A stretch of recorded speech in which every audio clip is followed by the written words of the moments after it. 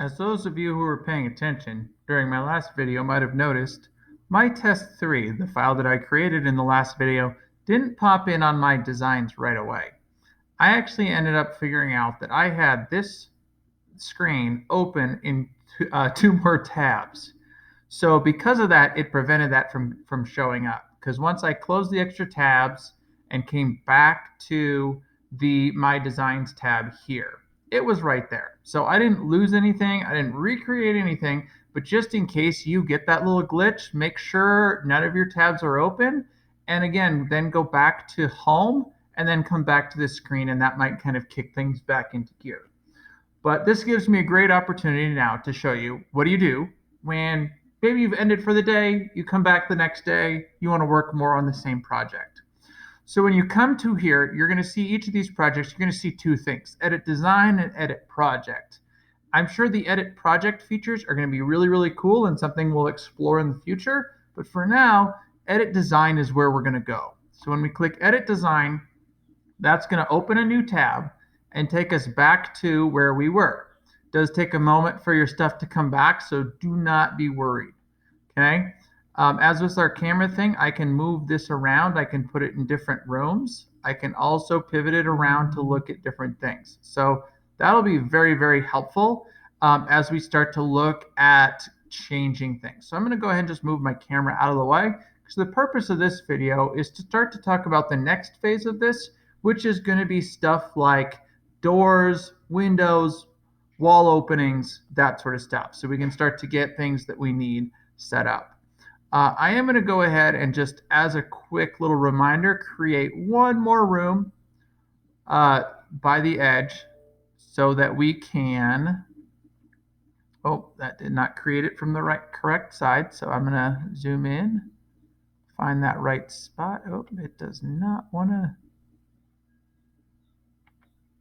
Let me try launching that again.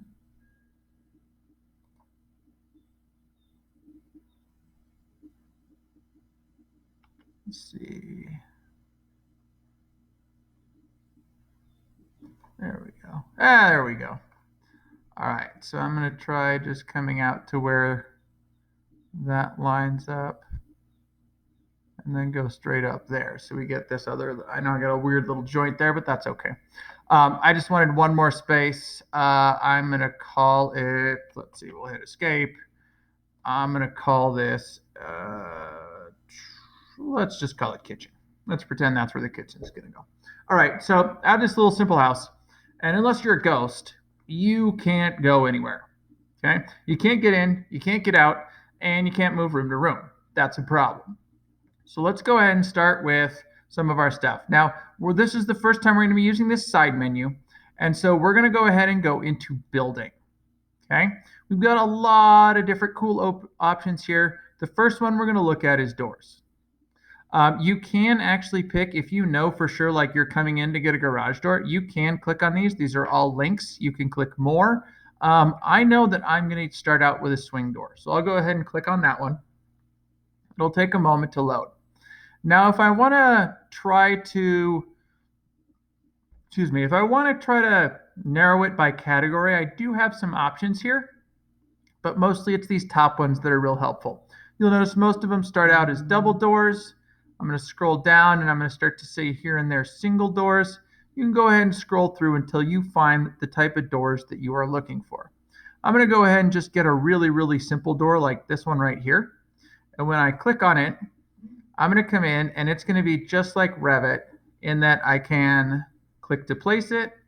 I can click to switch which side the hinge side is, and I can switch which side it opens to.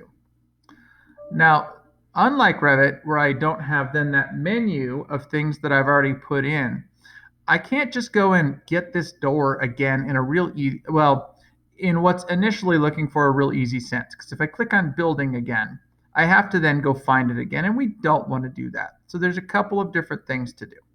So number one, hit escape right there. The easiest way to put this door in again is to click on it, right click on it, and hit duplicate. And that gives me another copy of the door. So I can now use this maybe as my entry door or a door into another area. as I want to start adding other doors, I can hit sliding doors.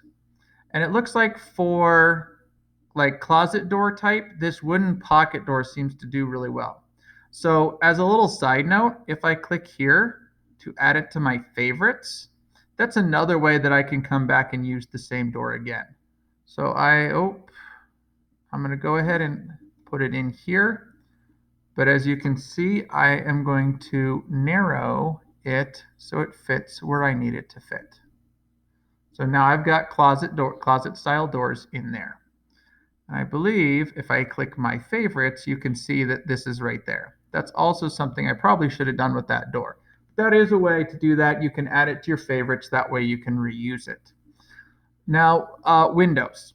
Windows are going to be very similar. Go to building, and now we're indoors still, but I'm going to click back and go to windows. We're going to go to standard windows. Now looking at standard windows, I'm going to get one that's pretty simple. This one here, I'm going to go ahead and add it to my favorites before I add the first one. And again, I wish it would actually let us keep adding the same windows, but we do have to then right click on it and hit duplicate. If we wanted to say, for example, put several of these windows in the same room. Can't do that there.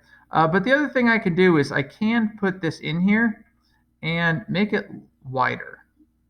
So windows usually come in whole feet measurements or half foot measurements. So I'm going to just go ahead and do that. So that's really windows at a glance. And again, if you've added it to your favorites, now you can grab it from there and put it in as well. So that's pretty easy. But you do have to find it initially first.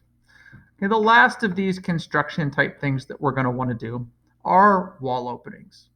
So when we go to building, I'm going to hit back to building elements, and I've got wall openings. There's a lot of different styles. If you're trying to just create a pass-through, maybe from like a kitchen to a living room that you might have people be able to talk through, maybe there's a counter on this side of the wall, we've got a lot of different wall openings there. Below that, we've got some different interesting wall openings that are truly pass-through type wall openings. Now again, they have different sizes. So I'm going to go ahead and I'm going to pick this one. I'm going to click a wall opening, and you put it in just like you would a door or a window. I can also click on it and then enlarge the wall opening so that if I want the kitchen basically almost all the way open to this, okay, but still having the division, I can use the wall opening to create it so that it's most of the way open. And now if I take my camera and put this in, I can see, again, I can see the door into that. I can see the wall opening into the kitchen area. I can see all of this. Now, if you'd like to see more of it in kind of a 3D view, you'll notice you have these little three options here. And one of the options that you have is what's called orbit view. This seems to be my favorite because what it does is the walls that are facing you, it actually removes so you can see into these rooms. And as you click and rotate, it'll remove different walls so you can see in. But it always seems to remove like two sides of your house so you can see in. Okay? So that's a way that you can look at it.